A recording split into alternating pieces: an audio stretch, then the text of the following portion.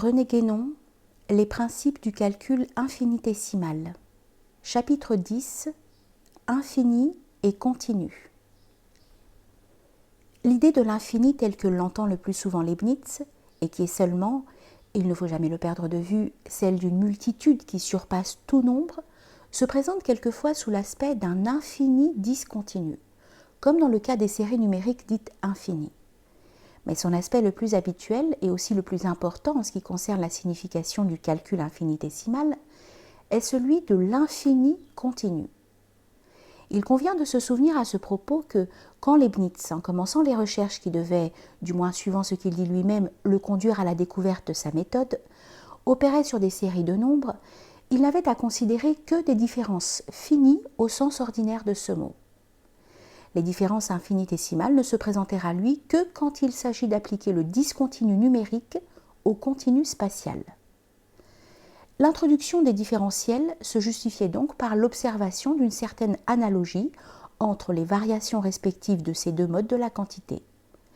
Mais leur caractère infinitésimal provenait de la continuité des grandeurs auxquelles elles devaient s'appliquer, et ainsi la considération des infiniment petits se trouvait pour Leibniz étroitement liée à la question de la composition du continu. Les infiniment petits, pris à la rigueur, seraient, comme le pensait Bernoulli, des partes minimae du continu. Mais précisément, le continu, tant qu'il existe comme tel, est toujours divisible. Et par suite, il ne saurait avoir de partes minimae. Les indivisibles ne sont pas même des parties de ce par rapport à quoi ils sont indivisibles.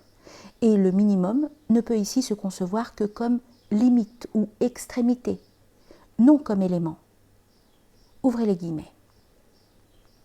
La ligne n'est pas seulement moindre que n'importe quelle surface, dit Leibniz, mais elle n'est pas même une partie de la surface, mais seulement un minimum ou une extrémité.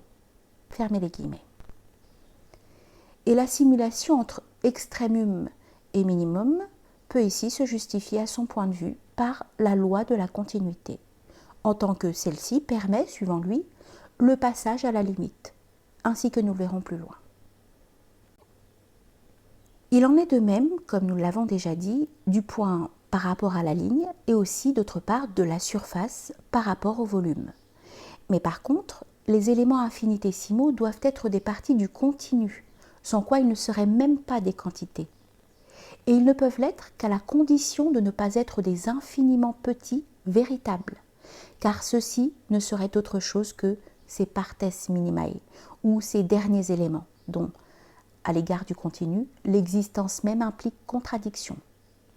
Ainsi, la composition du continu ne permet pas que les infiniment petits soient plus que de simples fictions, mais d'un autre côté, c'est pourtant l'existence de ce même continu qui fait que ce sont, du moins aux yeux de Leibniz, des fictions bien fondées. Si, entre guillemets, tout se fait dans la géométrie comme si c'était de parfaite réalité, fermez les guillemets, c'est parce que l'étendue, qui est l'objet de la géométrie, est continue. Et s'il en est de même dans la nature, c'est parce que les corps sont également continus. Et parce qu'il y a aussi de la continuité dans tous les phénomènes, tels que le mouvement, dont ces corps sont le siège, et qui sont l'objet de la mécanique et de la physique. D'ailleurs, si les corps sont continus, c'est parce qu'ils sont étendus et qu'ils participent de la nature de l'étendue. Et de même, la continuité du mouvement et des divers phénomènes qui peuvent s'y ramener plus ou moins directement provient essentiellement de leur caractère spatial. C'est donc en somme la continuité de l'étendue qui est le véritable fondement de toutes les autres continuités qui se remarquent dans la nature corporelle. Et c'est d'ailleurs pourquoi, introduisant à cet égard une distinction essentielle que Leibniz n'avait pas faite, nous avons précisé que ce n'est pas à la matière comme telle, mais bien à l'étendue que doit être attribuée en réalité la propriété de divisibilité indéfinie. Nous n'avons pas à examiner ici la question des autres formes possibles de la continuité, indépendantes de sa forme spatiale. En effet, c'est toujours à celle-ci qu'il faut en revenir quand on envisage les grandeurs, et ainsi sa considération suffit pour tout ce qui se rapporte aux quantités infinitésimales. Nous devons cependant y joindre la continuité du temps, car contrairement à l'étrange opinion de Descartes à ce sujet, le temps est bien réellement continu en lui-même, et non pas seulement dans la représentation spatiale par le mouvement qui sert à sa mesure. À cet égard, on pourrait dire que le mouvement est en quelque sorte doublement continu, car il l'est à la fois par sa condition spatiale et par sa condition temporelle. Et cette sorte de combinaison du temps et de l'espace, d'où résulte le mouvement, ne serait pas possible si l'un était discontinu, tandis que l'autre est continu.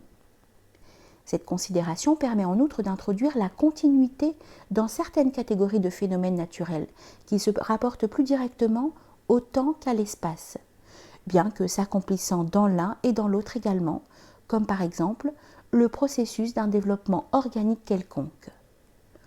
On pourrait d'ailleurs, pour la composition du continu temporel, répéter tout ce que nous avons dit pour celle du continu spatial, et en vertu de cette sorte de symétrie qui existe sous certains rapports, comme nous l'avons expliqué ailleurs, entre l'espace et le temps, on aboutira à des conclusions strictement analogues. Les instants, conçus comme indivisibles, ne sont pas plus des parties de la durée que les points ne sont des parties de l'étendue, ainsi que le reconnaît également Leibniz. Et c'était d'ailleurs là encore une thèse tout à fait courante chez les scolastiques. En somme, c'est un caractère général de tout continu que sa nature ne comporte pas l'existence des derniers éléments. Tout ce que nous avons dit jusqu'ici montre suffisamment dans quel sens on peut comprendre que, au point de vue où se place Leibniz, le continu enveloppe nécessairement l'infini. Mais bien entendu, nous ne saurions admettre qu'il s'agisse là d'une infinité actuelle, comme si toutes les parties possibles devaient être effectivement données quand le tout est donné, ni d'ailleurs d'une véritable infinité qui est exclue par toute détermination, quelle qu'elle soit, et qui ne peut par conséquent être impliquée par la considération d'aucune chose particulière. Seulement, ici, comme dans tous les cas où se présente l'idée d'un prétendu infini, différent du véritable infini métaphysique, et qui pourtant en eux-mêmes représentent autre chose que des absurdités pures et simples, toute contradiction disparaît, et avec elle toute difficulté logique, si l'on remplace ce soi-disant infini par de l'indéfini, et si l'on dit simplement que tout continu enveloppe une certaine indéfinité lorsqu'on l'envisage sous le rapport de ces éléments. C'est encore faute de faire cette distinction fondamentale de l'infini et de l'indéfini, que certains ont cru à tort qu'il n'était possible d'échapper à la contradiction d'un infini déterminé qu'en rejetant absolument le continu et en le remplaçant par du discontinu. C'est ainsi notamment que Renouvier, qui nie avec raison l'infini mathématique, mais à qui l'idée de l'infini métaphysique est d'ailleurs tout à fait étrangère, s'est cru obligé, par la logique de son finitisme, d'aller jusqu'à admettre l'atomisme, tombant ainsi dans une autre conception qui, comme nous l'avons vu précédemment, n'est pas moins contradictoire que celle qu'il voulait écarter.